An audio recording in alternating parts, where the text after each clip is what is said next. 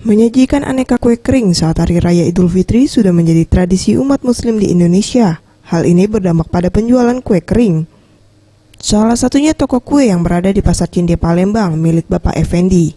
Dirinya mengaku jelang lebaran penjualan kue kering mengalami peningkatan 50%, di mana dalam sehari bisa menjual 600 toples kue kering. Dengan beraneka jenis kue seperti kue keju, kue coklat, dan jenis kue lainnya.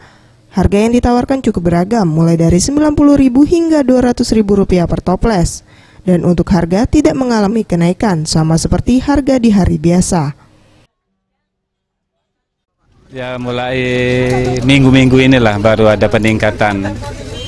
Dari 10 hari ke belakang tadi belum ada peningkatan, baru mulai hari inilah. Ada peningkatan berapa persen? 50% lah udah. Ya. Satu hari kurang lebih 600 toplesan lah ya, itu menyeluruh. Favorit Kartika sama JNC kuenya. Kalau harga nggak ada, normal ya, dari tahun-tahun tadi sama nggak beda. Untuk pembeli sendiri tidak hanya dari kota Palembang saja, namun juga dari sekitar Sumatera Selatan. Mega Dwi Handayani, Safety on Rizky, Sriwijaya TV.